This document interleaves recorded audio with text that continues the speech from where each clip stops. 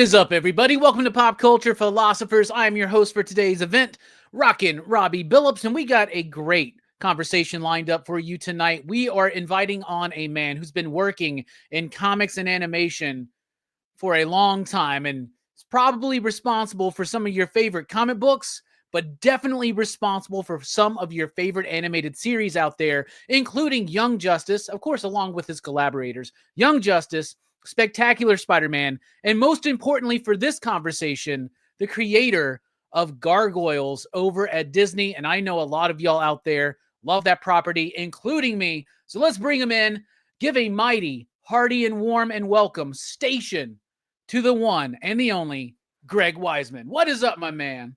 Hello. Dude, good to have you here. I'm super stoked to chat with you. I told you you're responsible for a lot of enjoyment in my life. And of course, Gargoyles is a big part of that. I remember watching that. Spectacular Spider-Man is, I think, my personal favorite Spider-Man cartoon of all time. I love that. I can't wait to get into it. But I just want to know, like, your first gig, correct me if I'm wrong, your first gig professionally was being in, like, you worked at DC as a writer and an editor, and you kind of got that gig by sending an irate, outraged letter to them, right? Yeah. I mean, it was more roundabout than that, but yeah, they had announced a new talent search, and I had sent my stuff in. And years later, when I was on staff, I found the logbook for the new talent search where they logged in each person and the person's address and the date it came in. And I was the second name on the list. And then they had these packets. They sent one packet to artists and one packet to writers. And I'm a writer, obviously. And but they had lost my submission. And I also found that years later at the same time, because when I was on staff there, they asked me to clean out this file cabinet. I cleaned out this file cabinet. You know how hanging folders work, that, you drop things in, but if you happen by accident to drop things between two hanging folders, it slides down to the bottom of the drawer and you can't see that it's there because the folders themselves block your view of it. And so when I was cleaning out this filing cabinet, I found my submission in the drawer, but underneath all the hanging folders. So they had lost it, and they didn't know whether I was an artist or a writer. They knew I existed because they'd logged me into the book, but they couldn't figure out what I was. But at the time, about 70% of their submissions were artists and 30% were writers. So they just decided to take a guess, play the odds, and they sent me the packet for artists. And I was outraged in the way that only a 19-year-old can be outraged. And got to keep in mind how long ago it is. This is 1983. I typed up this letter on my electric typewriter saying, that I was a professional, which was a lie. I'd never sold anything. And of course, I kept copies of my work, which was true. And, if they had lost it, that's fine. Things happen. They just admit they lost it, and I would send them new copies. But instead, they pretended like they still had my stuff. And so I was outraged. And I put this letter in this thing we call an envelope and put something called a stamp on the envelope and walked it down from my dorm room to this thing we called the mailbox. And I put this letter in the mailbox, and almost instantaneously, my anger drains away and my common sense kicks in. And I think, oh my God, what have I done? I'll never work in comics because I've written this dumbass letter. And in those days, I only had one friend who collected comic books at where I went to college. And so I told him about this, and he just shook his head at me. And then a couple weeks passed. And back then in our dorm rooms, we didn't have cell phones. We had landlines, and we didn't call them landlines. We just called them phones. And the phone rings, and my roommate, who was not at all a comic book geek, picks up the phone. listens for a minute, and he goes, "It's for you. It's some guy named Dick Giordano." Now, at the time, Dick Giordano was the executive editor at DC Comics. And I thought it was my friend, my one comic book friend, Doug, yanking my chain, right? So I get on the line and I'm like, "So this is Dick Giordano." And a voice on the other end that clearly is not my friend Doug goes, "Yes, this is Dick Giordano." And I'm immediately realized that it probably is Dick Giordano, because I don't know anyone else who would know who that was to fake it. And so I immediately try and come back from A, having sent this dumb letter, and B, having just gotten on the phone with this tremendous attitude. And lo and behold, Dick, who's just a wonderful guy, says, "Hey, I read your letter and you had a really legitimate point. I think you were right." And I said, "Well, thank you." And, I said, "I may have overstated it." And he's like, "No, it was a well-written letter." And he's like, "We should talk. Are you going to be in New York anytime soon?" And I said, "Well, as a matter of fact, I'll be there in March." And he said, "All right." And he put me on with his assistant, Alice, who I later became friends with years later. And we made an appointment for March. Now, I had no plans to be in New York in March. It was just spring break. And so after I get off the phone, I have to figure out how the hell I'm going to get to New York in March. I lived in California.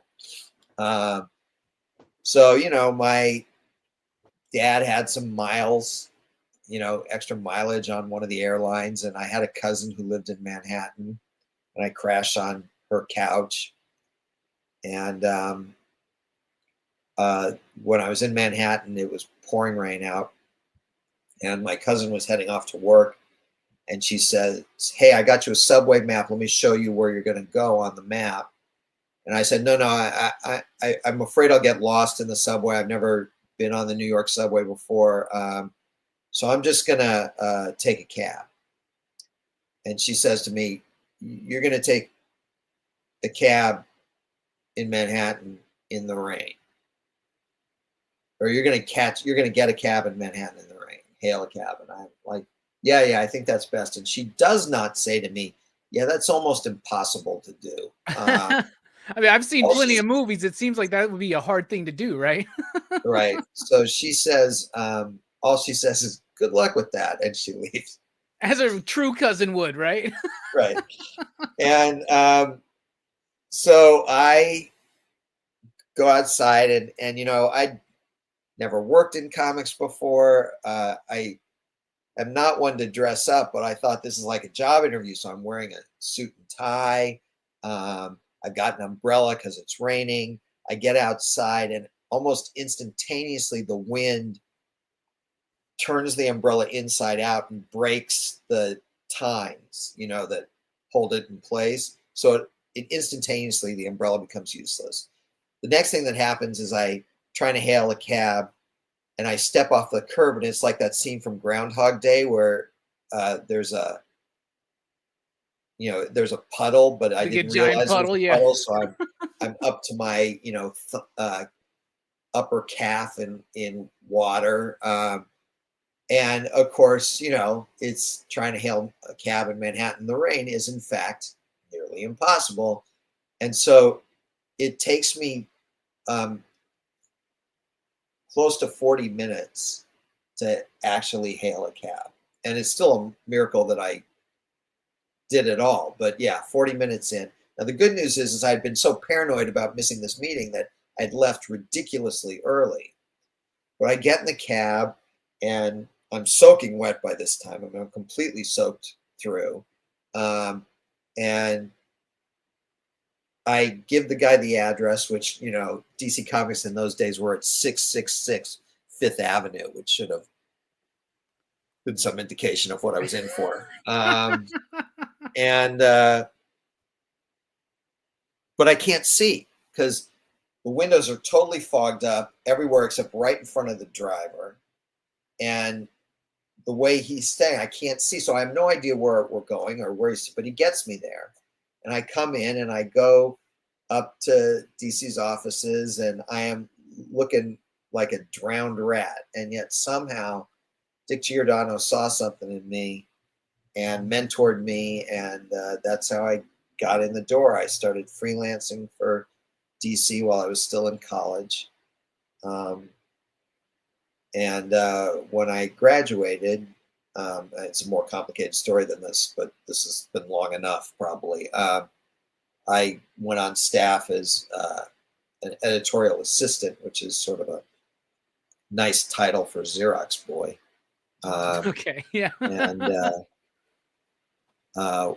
did that for 6 months, and then got promoted to assistant editor, and then after a year got promoted to associate editor, and then after another 9 months or so, I left to come back to Los Angeles, which is where I'm from, and I went to graduate school, and from graduate school to Disney. And all that time, while I was in graduate school, and at the beginning of my career at Disney, I was writing a comic book for DC called Captain Atom with a writing partner, Carrie Bates.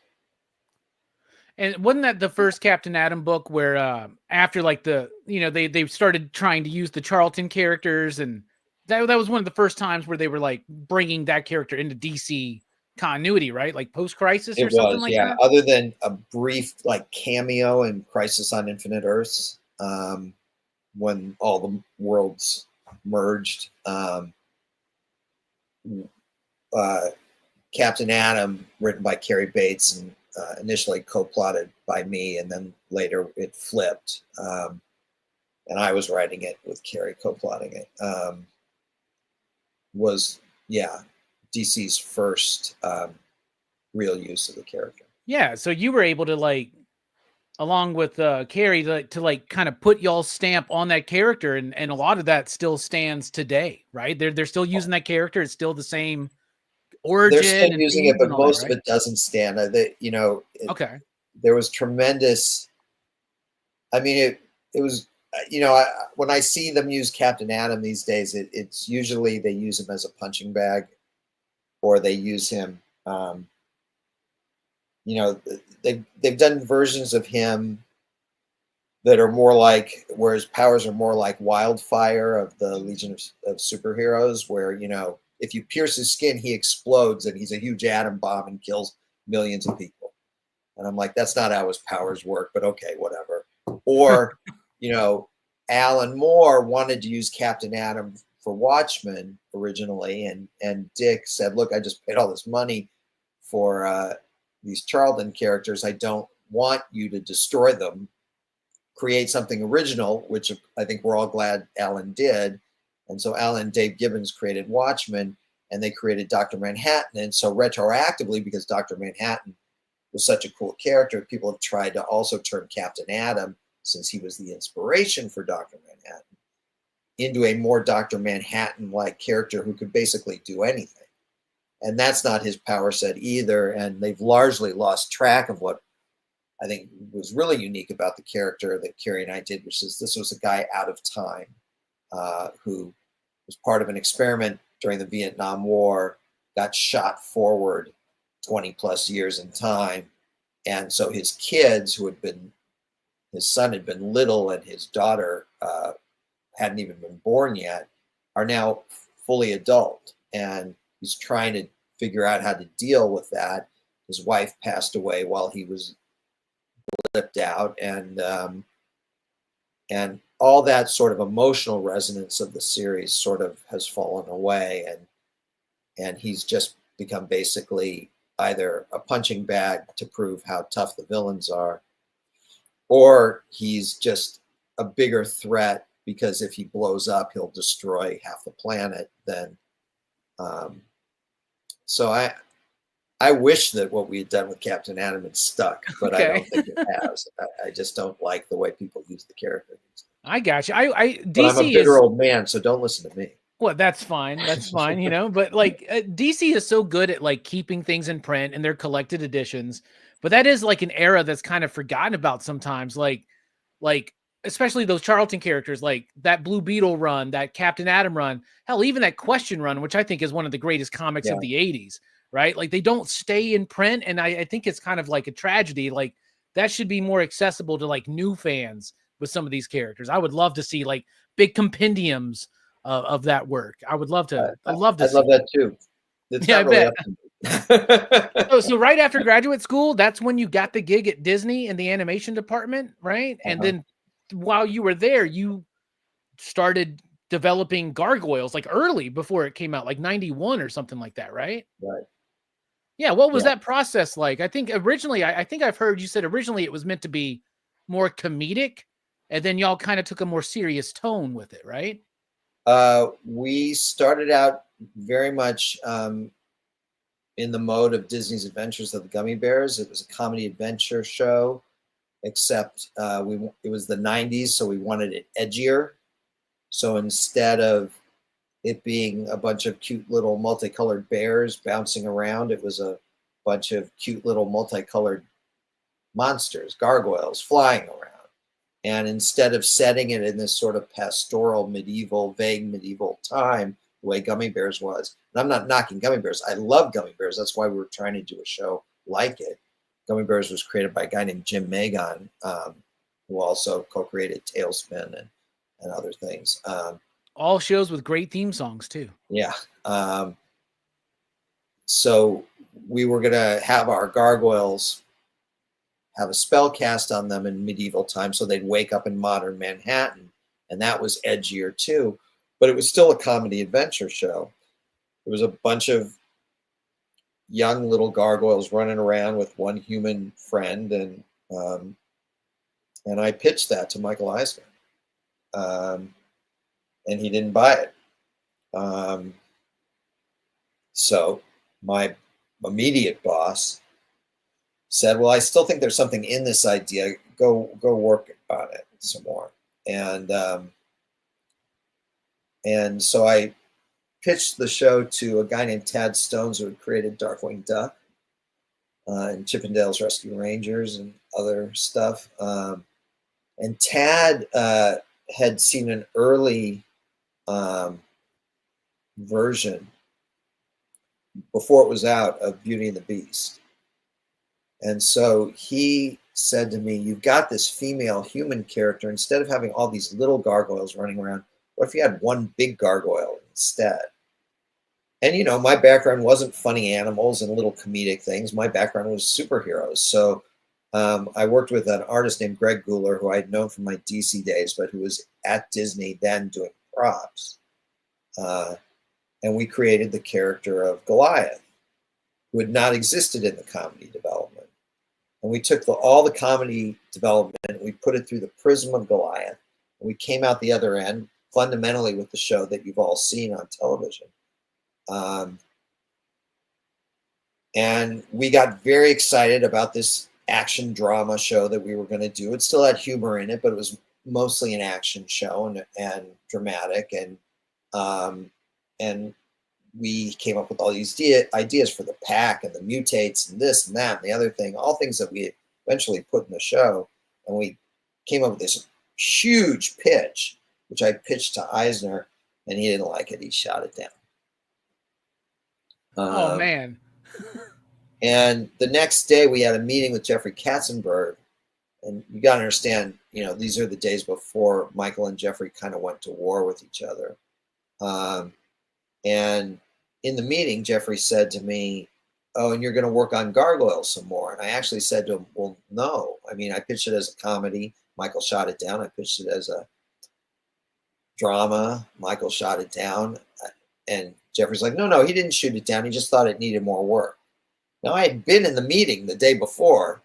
You know, when something of mine gets shot down, I'm very aware of it. But what that told us was that Michael may not have liked it, but Jeffrey did. And he wanted us to keep working on it. So I went back to the drawing board with my team for the third time. And I looked really carefully at the show and I said, "You know, there's no problem with this show. The show's great. The problem is the pitch." We got very excited about all this stuff. And so we threw everything into the pitch and it became a blur. So we just cut things and we really focused the pitch on the relationship between Goliath and Elisa, the human detective and the monster who helps her. and sort of hinting that they are falling for each other in a very Beauty and the Beast kind of way. Now, by this time, Beauty and the Beast had actually come out, and was a little bit of a hit for the Walt Disney Company. Just a wee bit, a wee bit, right? So 6 months later, I'm up pitching Gargoyles to Eisner again, and we've added nothing to the pitch. I mean, we just cut things ruthlessly from it, reordered a few cards, and we pitch it again, and this time he buys it. And from that point on, Michael, Jeffrey, lots of people in upper management became big fans of the show and were really supporters of it. But at the end of that meeting, Jeffrey turned to me and said, "You added a lot to that pitch, didn't you?" And I said, "Yes, I did." And then we were off to the races. I mean, quite literally, once that show got greenlit, suddenly we had delivery dates. And in those days in particular, you cannot miss a delivery date. I mean, it's just unacceptable. And so suddenly we were racing to do a show, the kind of show Disney had never done. And we had to staff it up when we didn't have the people on staff who knew how to make that kind of show. Yeah. And normally as a development executive, I would get a show sold, maybe pay a little bit of attention to the pilot, but then move on to develop the next slate of shows. This one I didn't, because we didn't have a producer. We didn't have a story editor. So I had to keep making these creative decisions until we found the people to come aboard. And I found Michael, went through a bunch of different writers, but I found Michael Reeves. I stole him from Batman the Animated Series. And the head of production, Tom Ruzicka, found Frank Parr, who we also stole from the Batman the Animated Series, to produce the show and direct the show. But by that time, I was so invested in this thing. I'd worked on it. It was, we're talking about late 93, early 94, and I've been working on it since 91. And I'd been producing the show for 3 or 4 months while we looked for producers for the show. So I went to my bosses and I said, "Hey, I want to produce this show with Frank. I want Frank and I to be partners, and I want us to produce it together, with Michael working with me as head writer and story editor." And my bosses were, to say the least, not wowed by that proposition. They're like, "Well, you've never produced a show before." And I said, "No, that's true, but I'd never been a development executive before 5 years ago, and that worked out all right." So they came back and they said, "All right, we'll let you do it, but you also have to do the development job. You've got to do both." So for 10 months, I had 2 full-time jobs. I was incidentally paid the lesser salary for the 2. It wasn't like I got double the money. And we produced 13 episodes. And then when the first season was done, Buena Vista Television ordered 52 episodes. And I went to my boss and I said, "Look, it was one thing to produce 13 episodes in a year and also hold down the second job. There's no way I can produce 52 episodes in a year and also hold down the second job." So I moved over permanently from being an executive to being, quote unquote talent, and I was full-time co-producing and co-show running the show with Frank. I'm glad you mentioned the Batman animated series connection, because when the show came out, I think I'm like 14 or 15. And at this point, like, I'm not watching stuff like DuckTales and Chip and Dale and Tailspin anymore, right? And like Batman animated series was a big deal. And we're talking about the days where, I mean, I guess the internet might have been around, but like I didn't know what the internet was. And those kind of, like, it's not like today where like anybody can find out information about productions, right? But back then, I remember people being like, "Oh man, it's like the same people that did Batman the Animated Series, and y'all got to check this out." And like, I remember that was a big deal amongst me and my friends in our school. But I remember watching that show, and it was perfect for me at that age because it wasn't kiddified. It didn't talk down to me, right? And not saying that those other shows did, but they just seemed geared towards a younger audience. This one felt more for me at that time. It felt darker, it felt edgier, and it felt like I didn't know what it meant at the time, but like the character of Goliath, like the pathos there, the pathos, like the struggle, like it's kind of a deep show for a quote unquote kids cartoon. And you did exceptional work, and me and all of my friends loved the hell out of that show, bro. Well, thank you. I mean, we worked hard on it, really hard, and but also, we really very consciously set out to make the kind of show we wanted to see. Now, we had a target audience we had to hit, boys 6 to 11, because a big part of the budget was being paid for by Kenner Toys. And they wanted us to make sure that boys 6 to 11 loved the show. And we got those boys. But I'm sitting there going, that's not enough. I want girls to 6 to 11. By the way, I think I can go younger than that. We've got plenty of Cult for Monsters and Explosions. I think we can get kids who are 4 or 5 to watch the show. And we can definitely go older by writing on layers. So, to a younger audience, they're just seeing the fun action and the comedy and this kind of thing. And to an older audience, there are deeper themes and deeper meanings to everything, complex motivations for our characters. And so we're reaching not just 11-year-olds, but tweens and teens, and then college students, and then, adults like us. I was 30 when Gargoyles premiered. Or I guess I turned 31 a day before it premiered. And I was one of the younger guys on the crew. And we set out very consciously to make the kind of show we wanted to see. So we were very passionate about what we were doing. And I think all that passion comes through in the show. And we were also fortunate in another way, inadvertently. There was a lot going on at Disney at the time, and certain shows were in crisis. And because I had been an executive, we weren't supervised in the same way. I think people sort of thought, well, we're really swamped on these other projects that are really in trouble. So Greg can handle that one. He knows what he's doing. He can handle that one. And I remember at one point, middle of second season, our boss, Gary Kreisel, took Frank and I to lunch. And he began the lunch very apologetic. He's like, guys, I'm sorry. There's been so much trouble on this show or that show or whatever. I really have not been paying attention to Gargoyles. I haven't had time to read the scripts. So how's it going? Tell me how it's going. We're like, oh, it's going fine, and well, what kind of things are you doing on the show? And so we start telling him about some of our stories. And then we get to the one about how, and then Xanatos marries Fox, and then they have a baby. He's like, whoa, you can't do that.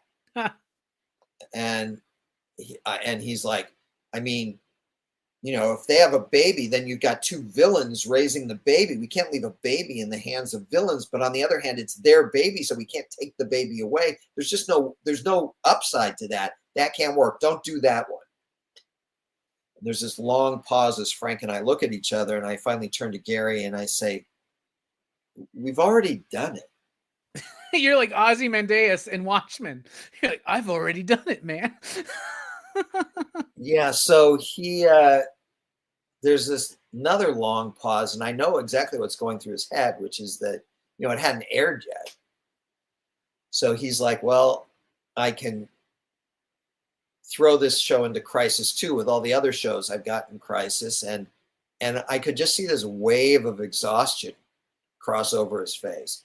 And that's why we won. He was just so tired that he couldn't fathom the notion of throwing one more show into chaos. So he just sort of said, all right, you can do it, but just don't dwell on it. I don't know what that means. To this day, 30 years later, I don't know what that means. But I was like, oh, yeah, we won't dwell on it. We won't dwell on it at all. I mean, that was nonsense. So we just did what we did. We didn't change anything.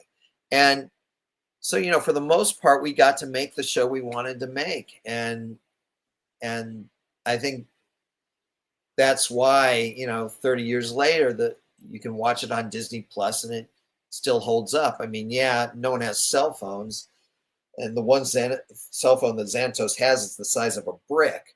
But He's got that Zach Morris cell phone, right?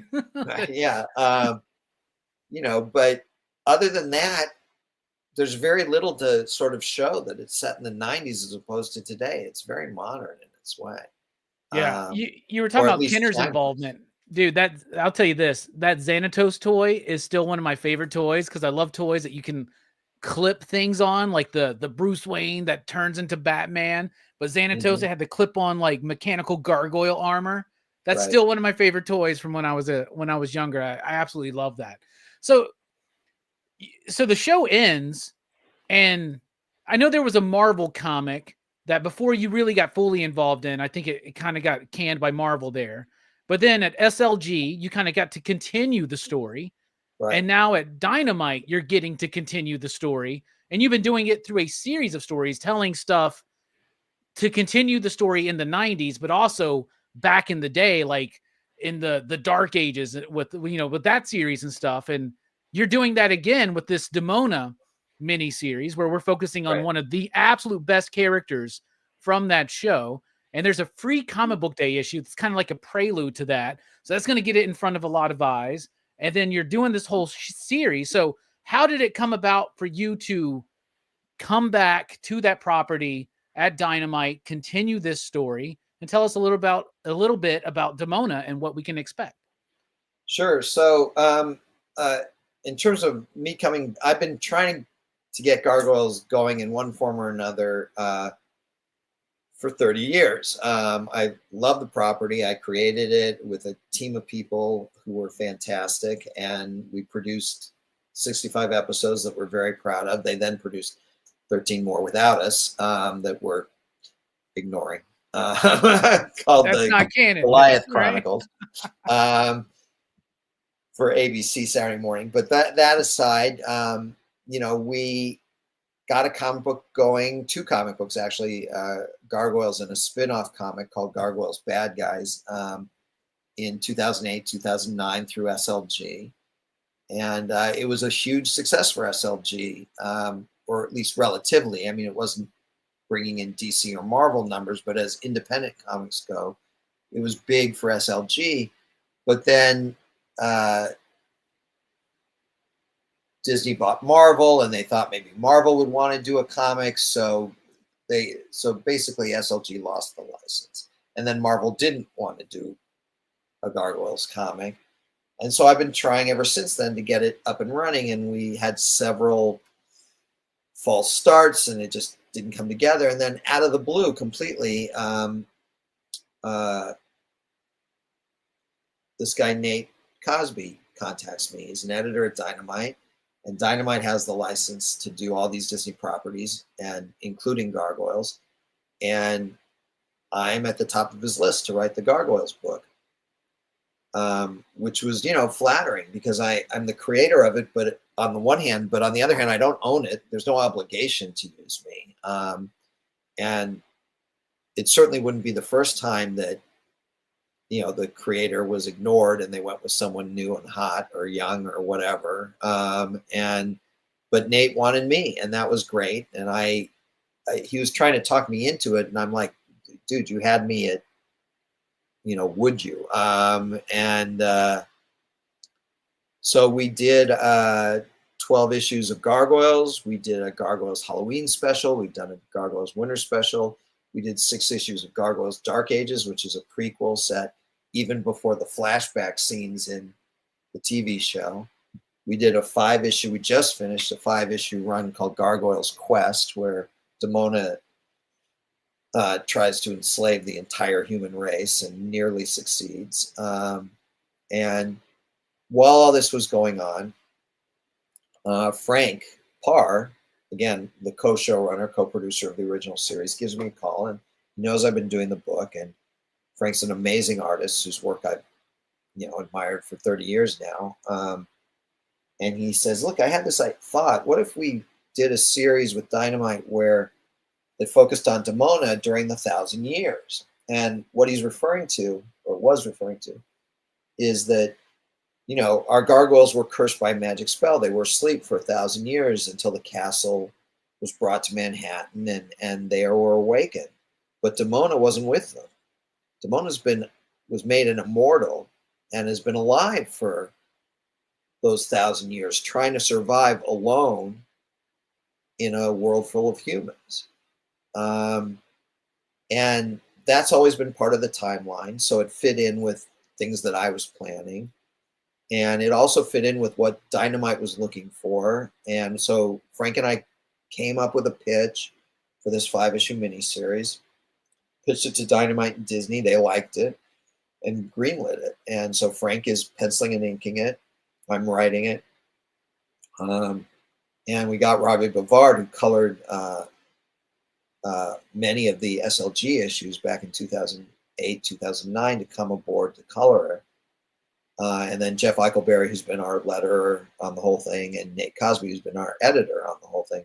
So it feels a little bit like an all-star team to me, and getting the band back together. It's great working with Frank again. And we've got that sort of intimate knowledge of gargoyles that few creators have. And so it's just been a blast. And then after I'd scripted issue 1 and we planned all 5 issues, Dynamite came to us and said, hey, good news, Demona Zero is going to be for Free Comic Book Day. So then we sort of put issue 1 on hold briefly. And I wrote a script that's sort of a prologue. It's not set in the past. It's set in our present, which in Gargoyle's case is 1997.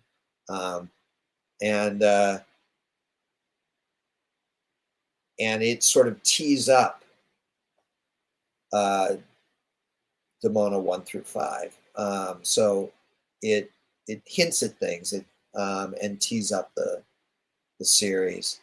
And Frank and Robbie did the art, and it's gorgeous. So we're really excited for people to check out, maybe bring new fans in and new readers in and check out Demona Zero, which comes out on Free Comic Book Day for free. Yeah. And then hopefully later in May, that same month, they pick up Demona number 1, which is set in the 11th century and sort of shows one of the earliest moments of Demona's 1,000-year journey. Now, I don't want to pretend that in 5 issues we're somehow going to cover the entire 1,000-year stretch and you'll learn everything you could ever possibly know about Demona. We're not even attempting that. What we're doing is, over the first couple hundred years of that 1,000-year stretch, we're showing 5 snapshots of Demona's life. We'll give a little sense of progression, a little sense of how she went from being a sort of innocent character, angel in Dark Ages, through the character who betrayed the clan in the TV series, but was still well-meaning in 994. And it starts her on that journey to becoming, the genocidal villain she is in 1994. And so we're planting these seeds and moving the character along. And I think it's a really interesting series of the way Frank and I have planned it. Every issue is set in a different location. Every issue has its own genre, even its own. Yeah, that's what I heard. Like each issue is like you're doing maybe an adventure one, like a murder mystery, a horror comic. That's got to be cool to kind of play with those genres too. First issue is like historical fiction. Second issue is like a swashbuckling adventure in tone and mood and the way the art will look. Third issue is basically a horror story. And fourth issue is a murder mystery, and the fifth issue is sort of elegy. And so they've each got their own tone, their own feel, their own location. So each one should really be, and there's a through line through the 5. I don't want to make it sound like these 5 issues, each one has nothing to do. It's not an anthology book, but they really are just like 5 snapshots of Damona's life. And each one has its own feel to it, if we do our job right. And, we're partway through this job now, so the jury's still out, but I feel really good about it. I feel phenomenal about Frank's art, and feel pretty good about my scripts, so we'll see. Well, good. I'm excited to check it out. So like I also run a comic shop, right?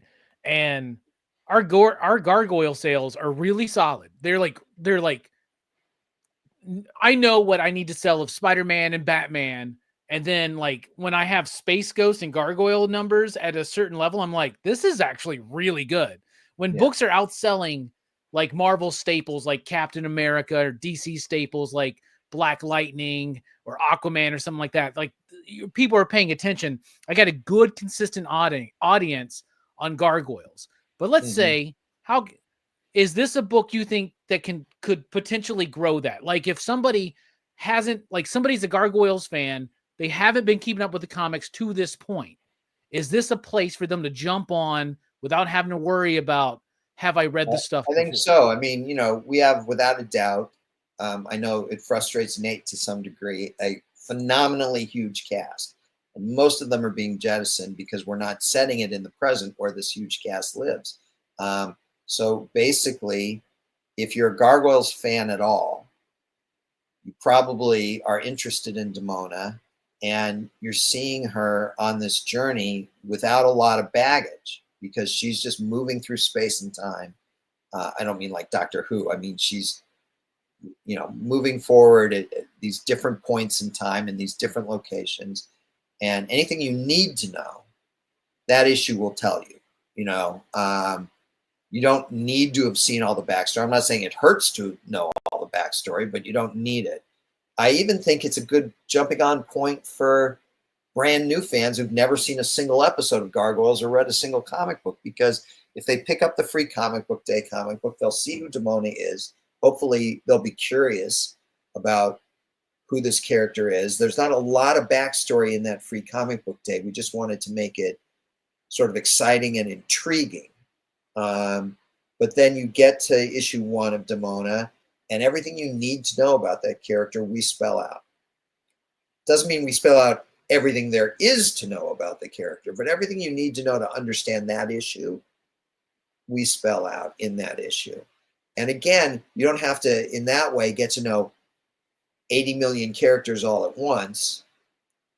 Start with her, and we'll build from there. And so I think there is real potential for Gargoyles fans who haven't been following the comics to come on board here. And I think there's even real potential for non-Gargoyles fans to become Gargoyles fans through this book. God knows, again, I keep saying this over and over again. I know I sound like a broken record, but Frank's art is so killer that helps, That's a very exciting thing, because he did like storyboards and like he did like direction and stuff back in, because he was your co-showrunner, right?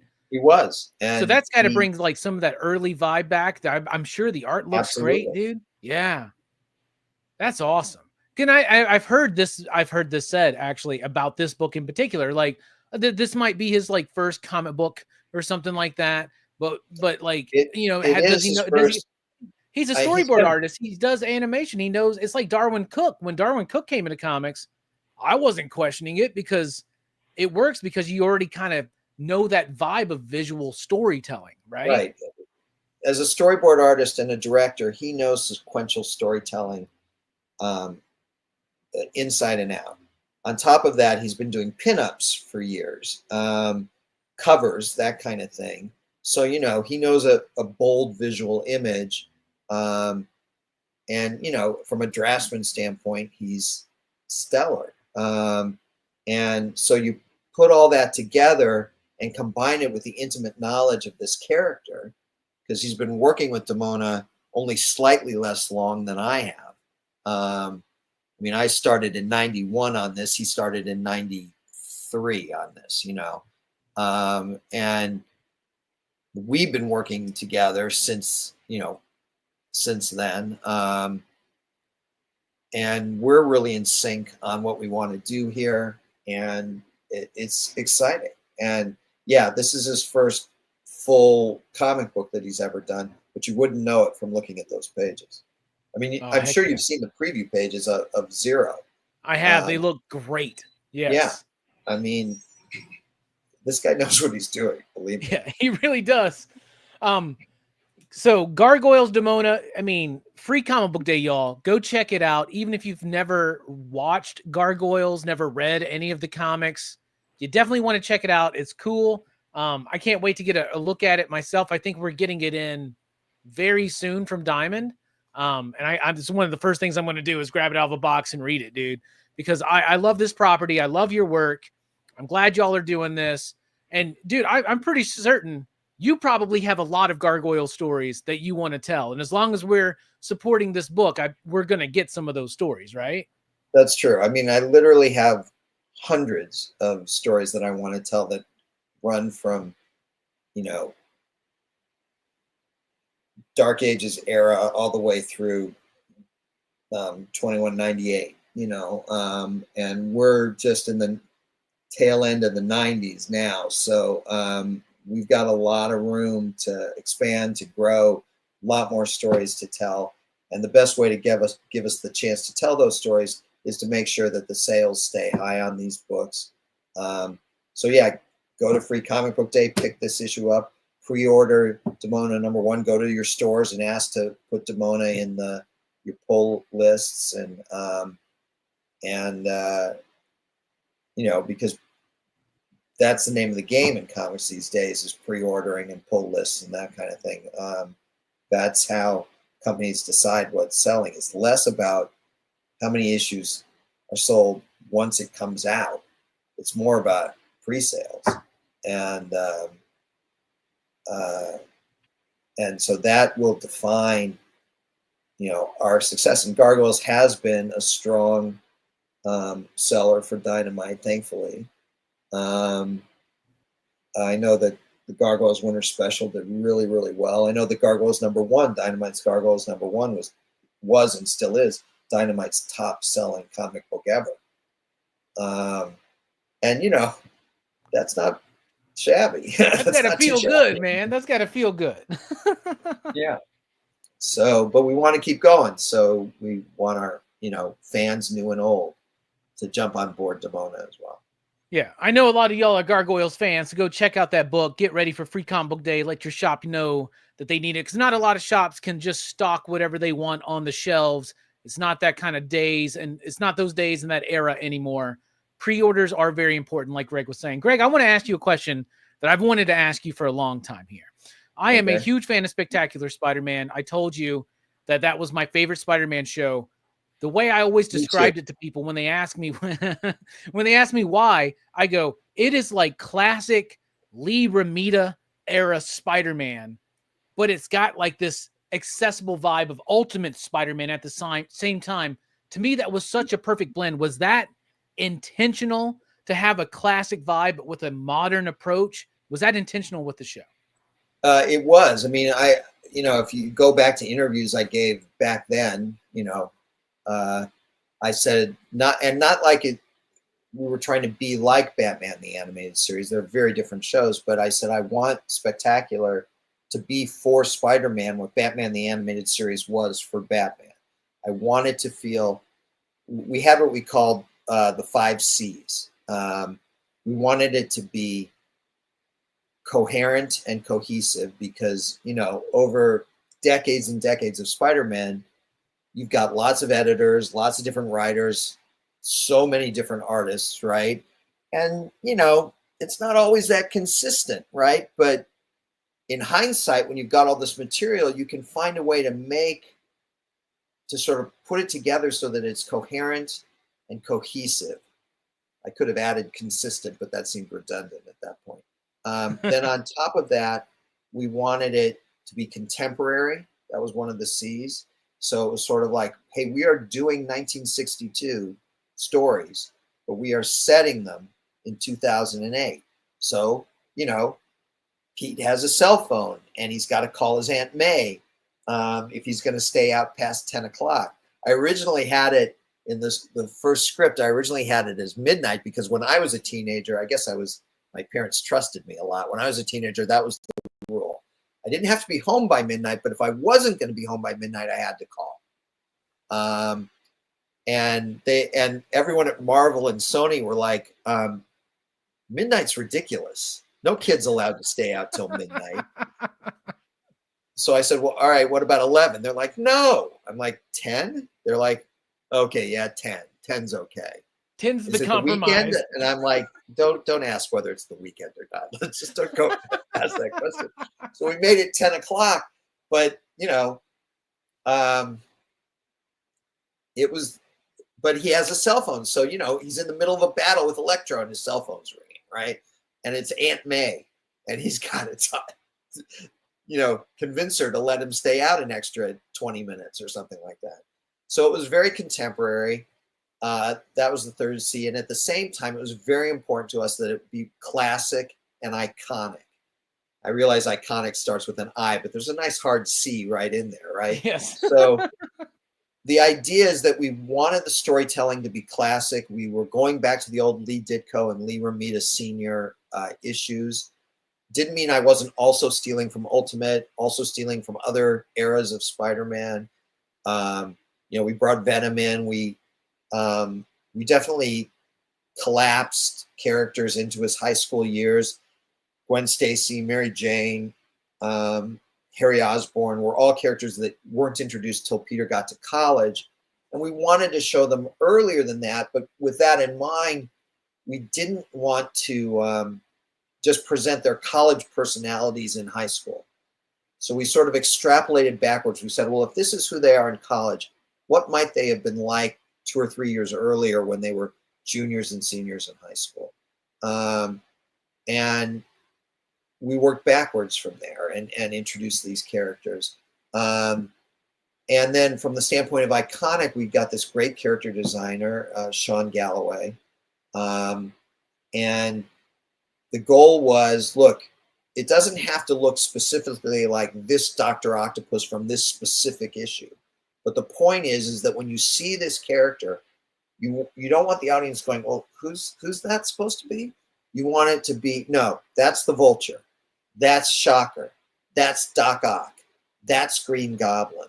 That's Spider-Man. That's J. Jonah Jameson. It wasn't limited to heroes and villains. You wanted to see Aunt May and go, that's Aunt May.